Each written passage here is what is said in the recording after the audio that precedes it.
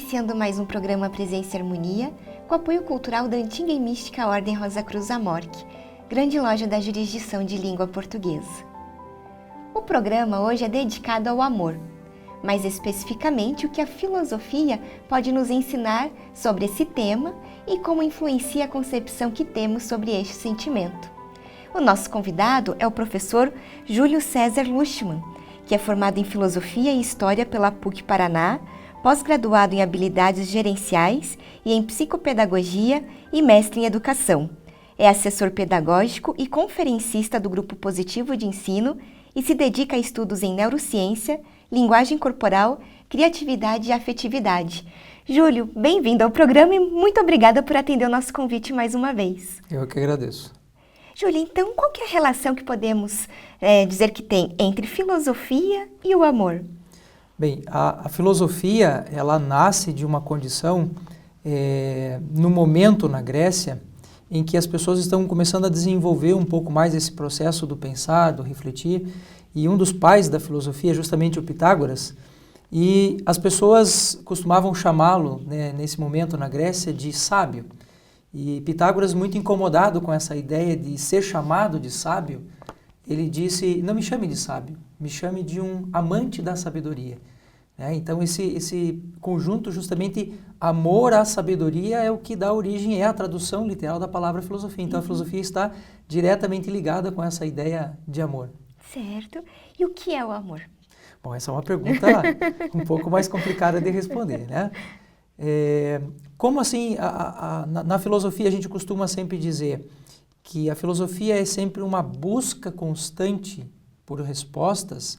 Então, a filosofia dificilmente se arrisca em dar uma resposta única, né? Você dificilmente vai encontrar um filósofo ou outro arriscando uma única resposta. E como a própria filosofia é a ciência das perguntas, eu acho que, na verdade, assim, a gente deveria até devolver essa pergunta, né? Devolvo, inclusive, para o nosso telespectador. Imagine que você seja questionado hoje, o que é o amor para você? Você provavelmente vai se sentir um pouco assim, pensativo, porque é uma coisa que a gente faz pouco durante a vida da gente, parar para pensar o que é que significa o amor. E uma coisa que você vai constatar com grande facilidade é que quando você faz uma pergunta como essa para alguém, a pessoa, além de pensar e refletir, ela vai constatar que a resposta que ela deu a essa pergunta não é a mesma resposta que eu dou, não é a mesma resposta que você dá. Isso faz a gente pensar, e a filosofia tem muito dessa questão do pensar, do refletir mesmo, de que se eu não sei a resposta para essa pergunta, como é que eu posso, por exemplo, dizer que eu amo uma pessoa, ou então, mais complicado do que isso, como é que eu posso constatar que a outra pessoa me ama? Sim. Né? Então, esse pensar sobre o amor, esse refletir sobre o amor, vai dar muito da dimensão de como é que nós mesmos pensamos essa ideia de amor. Então, eu sempre costumo brincar com as pessoas que a filosofia ela devia fazer mais parte da vida das pessoas, né?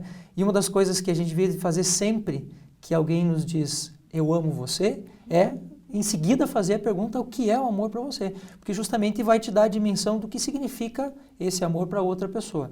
Você vai concordar comigo, por exemplo, que muitas vezes as pessoas, e elas me procuram muito no consultório, porque eu trabalho com orientação emocional, e as pessoas me procuram muito dizendo assim, em casais, em relação pai e filho, em relação na empresa, enfim, né? Dizem, mas aquela pessoa, ela não me ama. E quando você vai investigar, na prática, você vai ver que ela, na verdade, ama, e às vezes ama muito mais do que o outro imagina, mas não ama do jeito que o outro acha. Sim.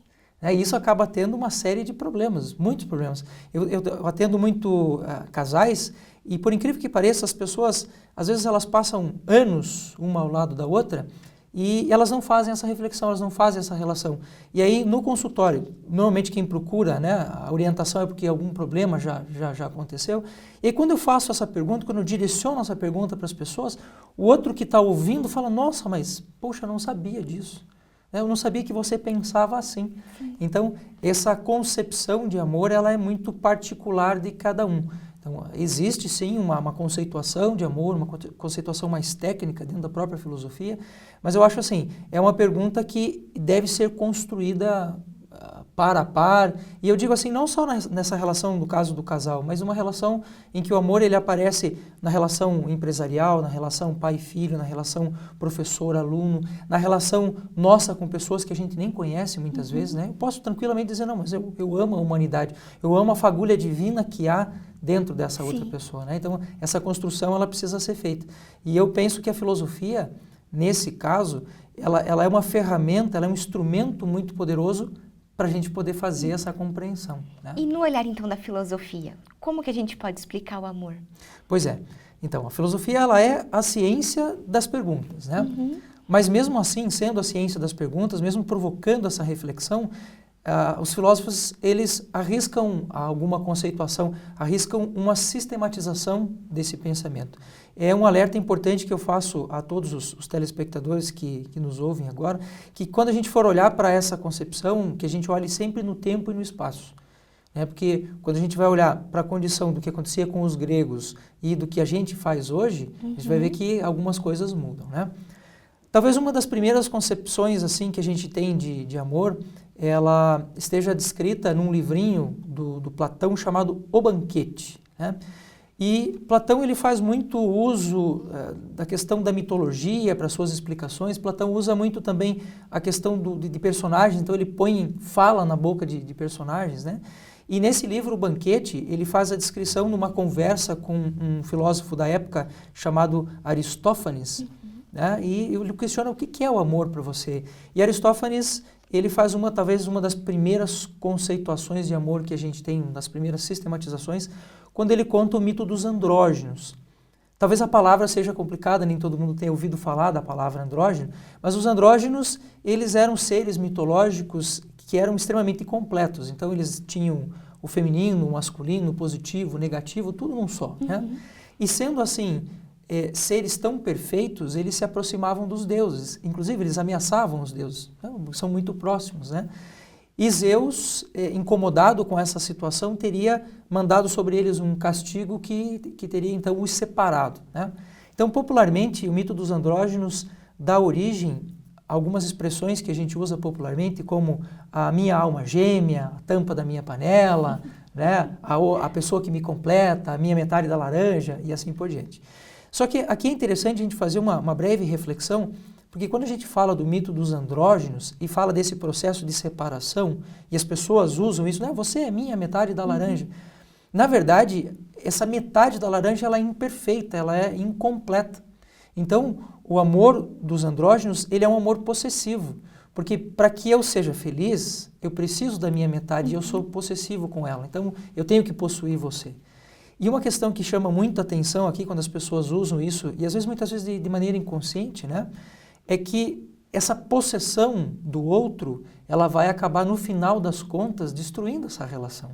Porque quando eu digo você tem que fazer as coisas que eu quero, e eu começo a regular muito a sua vida, eu faço isso com o filho, faço isso com o funcionário, faço isso com a esposa, com o esposo, na verdade você está limitando essa relação. Então eu procuro sempre, nessa reflexão dessa primeira conceituação de amor, do mito dos andrógenos, dizer para as pessoas, sim, não há problema nenhum que você procure completude no outro, muito pelo contrário, né? Isso é até importante, mas não que isso seja possessivo. Sim. Então esse mito dos andrógenos, ele nos coloca muito nessa posição de encontrar a minha metade. E a outra questão que eu sempre chamo a atenção em relação a essa concepção de amor, é que segundo ela, se eu encontro essa cara metade, então eu sou feliz. Eu encontrei você, então agora eu sou feliz. E quando a gente vai olhar para a nossa vida de carne e osso, a gente vai ver que a coisa não é tão simples assim. Você não acha simplesmente a sua metade como nos filmes e você é feliz para sempre. O amor é uma construção diária, uma construção constante, é algo que se faz ali no dia a dia, na lida do dia a dia. E é claro que existem problemas. Então, encontrar essa cara metade e encontrar essa cara metade que também gosta de você é praticamente uma loteria. Chegar a essa concepção é praticamente uma loteria. Então, essa primeira concepção, ela traz esses dois elementos aí na reflexão. Certo. Bom, você disse que essa concepção dos andrógenos é de Aristófanes e escrita por Platão. O próprio Platão também tem uma definição de amor? Ah, sim. Platão, nesse diálogo do banquete, ele Na verdade, ele talvez até propõe essa ideia do Aristófanes para poder fazer a contradição para que ele mesmo entre com a sua concepção, né? E assim como faz Aristófanes usando a mitologia, o Aristóteles também, o Platão também faz isso, né? Então, o Platão usa o mito de um sujeito chamado Eros, né? Eros seria filho de dois deuses, Fínia, que é a deusa da pobreza, e Poros, que seria o deus da excelência, o deus da riqueza e tudo mais, né? E ora, como é que, o que daria, né, da cruza de um deus da pobreza com um deus da riqueza? Eros, que quando está rico quer estar pobre, quando está pobre quer estar rico. Então Platão explica a sua ideia de amor dizendo que Eros é desejo. Desejo por tudo aquilo que a gente não tem, né? Então eu amo em que medida? Eu amo na medida em que eu desejo. E aí é que entra a questão da reflexão filosófica no processo, porque quando a gente pensa assim, desejar não é ruim, desejar é bom. Eu quero desejar uma vida melhor, eu quero desejar um carro melhor, um emprego melhor e assim por diante. O problema do amor platônico, e talvez isso seja um pouco incompreendido pelas pessoas quando se fala de amor platônico, é que o amor platônico ele é atingível. A gente consegue chegar nele. O problema é que quando você chega nele, você já não quer mais ele. Pense a título de exemplo na fome, né? Tenho fome para comer, desejo de comer pizza, por exemplo. Então você passa um tempo e aquilo fica te lembrando o tempo todo, mas quando você resolve esse desejo, quando você satisfaz esse desejo, você fala, poxa, eu não quero mais saber de pizza. Então isso nas relações humanas é um problema, e é um problema muito sério. Porque quando você pensa assim, qual é o grande desejo de um aluno que esteja hoje no ensino médio? Ele diz assim, o meu desejo é ir para a graduação, é lá que eu vou ser feliz. Só que quando a gente chega na graduação, você descobre que as pessoas começam a te pressionar para que você faça uma pós, para que você faça mestrado, para que não sei o que e tal. E aí você diz assim, não, mas eu vou terminar e agora sim a minha vida vai para frente. Aí você termina a graduação, daí você coloca o teu desejo aonde? No trabalho.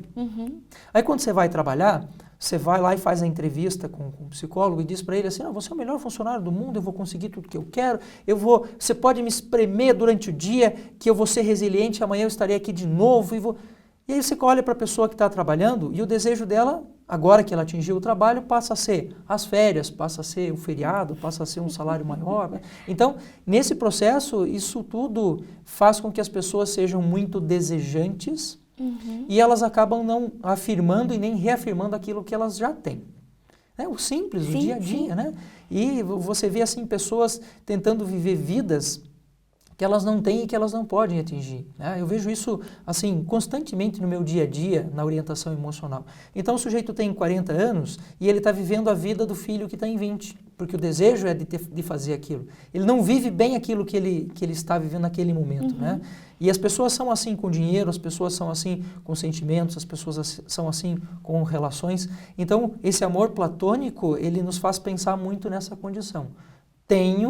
Eu gosto, eu desejo, mas se eu atingir, o que é que eu faço com isso? Certo. Então, muito desse amor platônico está nessa dimensão. E essa seria a gente pode falar que é uma concepção pessimista do amor? Ah, com certeza, com certeza.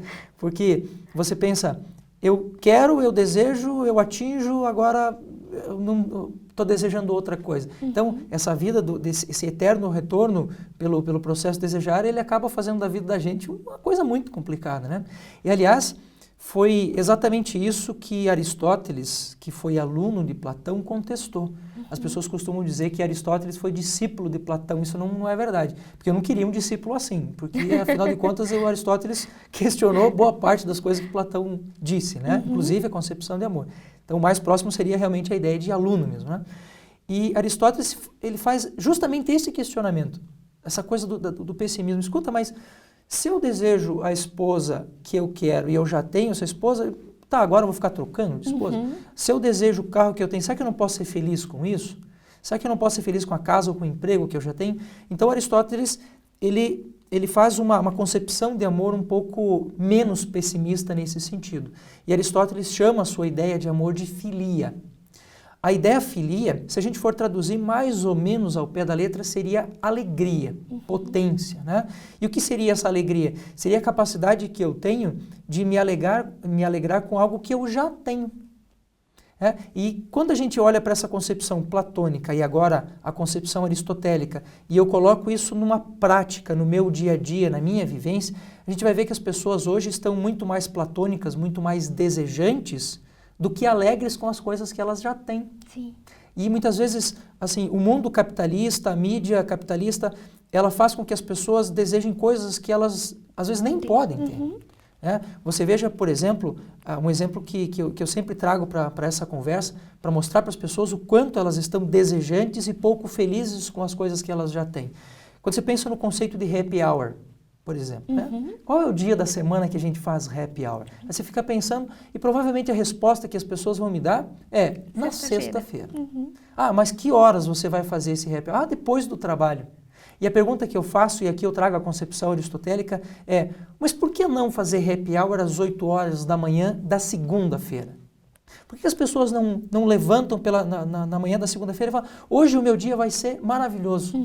Porque aí, nessa concepção aristotélica, Aristóteles chama a atenção da gente para uma questão que é a seguinte: tudo aquilo que você faz uso contínuo vai se converter para você na sua virtude. Então, se você passa a semana inteira, de segunda-feira a sexta-feira, desejando que a sexta-feira chegue, na verdade você está pedindo, está quase implorando para que a sua vida passe. Sim. E você passa uma vida desejante. E as pessoas aí acreditam que esse momento da sexta-feira vai compensar toda a semana que ela passou desejando. E na verdade não é assim, porque se eu for pensar os 7 dias da semana, eu passei 5 dias desejando, e aí eu não consigo num dia ou numa noite fazer tudo aquilo que eu durante a semana não fiz. E isso é um problema porque as pessoas vivem hoje muito aquele conceito romano do carpe diem, do aproveite o dia até o último que ele pode dar para você. E na verdade esse aproveite o dia nessa concepção significa esgotar todas as possibilidades. Então as pessoas bebem tudo que podem beber, usufruem do corpo da maneira mais, às vezes, exploratória possível, para que aquele momento seja... E na verdade a vida não é assim. A vida é muito mais simples do que isso.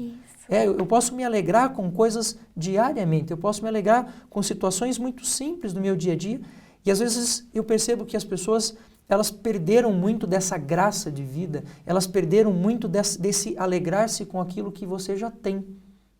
E aí eu sempre digo no processo de orientação emocional, por exemplo, para as pessoas assim: comemorem pequenas conquistas. Eu pensei hoje de manhã, eu vou sair da minha casa e eu vou lá no estúdio e eu quero fazer uma entrevista. Eu cheguei aqui, a primeira coisa que eu fiz foi comemorar. Eu vou sair daqui, eu vou dizer assim: agora eu consegui atingir esse objetivo. Então, quando você começa a fazer esse processo de alegrar-se com pequenas coisas, você vai, na verdade, convertendo a sua vida em alegria. E aí você não precisa mais esperar a sexta-feira, você não precisa mais esperar o domingo, Você pode ser feliz na segunda-feira. Você imagina o que seria das empresas, As pessoas chegando na segunda-feira e falar: puxa vida, eu estou começando a segunda-feira extremamente feliz, extremamente alegre. E é exatamente isso que Aristóteles chama a atenção da gente. Converta esses pequenos momentos da sua vida em alegria. E a última questão da reflexão aristotélica, que eu acho extremamente interessante, é uma pergunta que as pessoas provavelmente devem estar se fazendo, que é assim: mas como é que eu sei que a minha vida é feliz? Como é que eu sei que isso é alegria? E aí vem a grande frase, a frase importantíssima que diz assim: eu sei que eu estou feliz, ou sei que a minha vida é alegre, quando aquele instante que eu vivo, eu quero que dure um pouco mais. Quando eu desejo que dure um pouquinho mais, eu sei que aquilo ali é algo de alegria, é algo de felicidade para a minha vida. Aquilo que realmente me satisfez interiormente. Exatamente. Nossa, muito interessante, Júlio. E todas essas definições, elas nos fazem pensar, eu acho que é bem isso. O professor, e fora da filosofia, que outros tipos de definição que a gente pode encontrar? Então, além relacionada à filosofia grega, que outras definições nós podemos encontrar? Olha, me vem à cabeça aqui uma questão bem interessante, que é a filosofia cristã. E com ela também eu acho que a gente faz logo um fechamento dessa ideia de amor, Jesus Cristo, que é considerado por muitos um filósofo também, mas ele é, acima de tudo, um pensador que cria uma ideia de amor que serve tanto para a filosofia quanto para a religião cristã de maneira geral, que é a ideia do ágape, Ágape, se a gente for olhar na definição mais básica, a gente vai ver que é um tipo de amor que quebra a filosofia grega. Porque quando você pensa no mito dos andrógenos, ele é um amor muito possessivo. A minha cara da minha tá, achei e sou feliz. O mito que é usado por Platão, o Eros, se eu atinjo o meu desejo, eu sou feliz. No mito de filia, usado por Aristóteles, se eu atinjo a alegria, sou eu que sou feliz de novo. E o ágape, ele não coloca o amante em perspectiva, ele coloca o amado. É por isso que a filosofia cristã, nesse sentido, ela muda completamente a perspectiva. Eu não amo mais a mim mesmo, eu amo a outra pessoa. Então, o ágape é este amor incondicional pelo outro. Eu estou vivendo não por mim mesmo, mas eu estou vivendo por você. E aí a filosofia cristã tem uma sacada fantástica nessa ideia de amor, que é assim, se eu perguntar para você, quantas pessoas você realmente ama? Você vai dizer, puxa vida, mas é muito limitado, eu amo pouquíssimas pessoas. Né? E na verdade, esse processo do amor cristão, ele diz assim, se você não ama todo mundo, age de maneira como se você amasse. Se não há amor, age como se você amasse. E veja que ser assim é muito complicado, porque eu estou dizendo para você assim, eu devo amar você, Vivian, como eu amo o mendigo da rua, como eu amo o bandido, qualquer pessoa, eu devo amar. Mas isso é muito complicado. Sim, é verdade. Amar qualquer pessoa ou agir com essa pessoa como se amasse esse indivíduo é muito complicado, é muito difícil isso. Chegar a essa virtude é muito complicado. Mas é exatamente isso que ágape quer dizer, amar o outro de maneira incondicional, fazendo para ele tudo aquilo que você faria por você mesmo. Ama o outro como você ama a ti mesmo, uma expressão cristã que sintetiza muito disso. Mas não é amar de maneira falsa, vou fazer de conta que eu estou amando. Não, realmente, vou tratar você vivo como eu trataria o meu filho. Vou tratar a pessoa que eu encontrei na rua agora ali e que me tratou mal porque me fechou no trânsito, eu vou devolver a ela o amor que eu daria ao meu pai, à minha esposa, a uma pessoa que é do meu convívio. Né? Então, esse amor ágape, amor incondicional por outra pessoa. E caritas também é uma definição do amor cristão? Quando a gente vai pegar essa concepção de ágape, muitas vezes ela é traduzida como caritas. E eu acho que nesse contexto que a gente vive, e no contexto que a gente está agora fazendo entrevista, que é aqui na Rosa Cruz, a ideia de caritas, ela se traduz assim, aquela pessoa que se esvazia de si mesmo para proporcionar ao outro também um crescimento. E é isso que muitas vezes é o que a Rosa Cruz faz. É esse trabalho virtuoso do homem, da mulher Rosa Cruz, que sim, eu estou na sociedade, eu sei que eu sou importante, eu sei que eu tenho um determinado conhecimento, mas não é para me impor sobre os outros, é pelo contrário. É me esvaziar para que essa pessoa também possa crescer. Tem uma definição de uma filósofa já do século XX, uma senhora chamada Simone Weil, e ela traduz caritas como esse amor de esvaziamento, e ela coloca isso numa perspectiva, muitas vezes, até de vivência social. Você imagine, por exemplo, Vivi, que eu entre numa escola e eu tenha ali um professor que ame à maneira caritas. Então ele diz para o seu aluno, eu sei que eu sou bom, eu sei que eu sou professor, mas eu quero fazer tudo para que você, aluno, me supere, para que você seja melhor do que eu. Então você imagine o que é um professor trabalhar para que o aluno seja melhor do que ele. Você imagine o que é um pai trabalhar para que o seu filho seja melhor do que ele. Você imagine, e isso talvez vá parecer um pouco piegas, mas é interessante para a gente refletir nas empresas, né? Você imagine um chefe que diga para o seu funcionário, eu quero que você seja melhor do que eu. Isso aconteceu na prática comigo. Eu fui fazer uma entrevista de emprego uma vez e fui entrevistado pelo vice-presidente da empresa. E ele me perguntou na entrevista, se você entrar aqui na empresa, onde é que você quer chegar? E eu disse a ele, no seu lugar. Mas esse eu quero chegar no seu lugar é muito assim, eu quero trabalhar, eu quero ser como você, eu quero crescer como você, eu quero ter a importância que você tem. E naquele contexto ele se sentiu pressionado, ele se sentiu ameaçado, ele disse que eu tinha sido abusado na minha resposta, enfim, e ele não me contratou, talvez por causa disso exatamente. Né? Então esse amor caritas é justamente esse esvaziamento. E a gente, como eu citei na questão da Rosa Cruz, faz muito trabalho de caridade nesse sentido, né? E às vezes esse caridade, ele se traduz muito assim, as pessoas dão aquilo que elas têm sobrando. Isso não é caridade. Não. Às vezes eu dou uma roupa, por exemplo, para um programa que a gente está fazendo para atender pessoas carentes e o sujeito dá aquilo que não presta mais. Isso não é caridade. Caridade é eu ser capaz de pegar algo que me pertence, que me faz bem e dizer para você, olha, toma aqui aquilo que é meu. Eu faço muito isso com os meus filhos, né? Teve uma experiência que eu fiz com eles, que foi muito bacana nesse sentido, que foi assim, Gabriel, escolha um brinquedo que você gosta muito. Ele escolheu, trouxe o brinquedinho dele. Giovana, escolha uma bonequinha que você gosta muito. Ela trouxe a bonequinha e falou, olha, esses aqui são os brinquedos que vocês vão doar. Sabe? E esse apego que as pessoas têm por aquilo que elas gostam. Isso, às vezes, impede a gente de amar a maneira Caritas, né? Certo.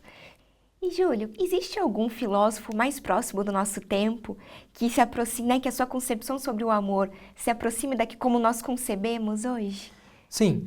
Na verdade, vários filósofos falam sobre o amor. A gente tem uma perspectiva, assim, de pessoas comentando e falando muito sobre a questão do amor, bem na nossa época, né? Mas eu me lembro muito, e eu gosto muito de uma concepção, ele também não é um filósofo tão novo assim, mas é uma concepção interessante, que é do filósofo chamado Spinoza. Até o Spinoza, as pessoas trabalhavam a questão da emoção, a questão da afetividade, a questão do amor como um problema.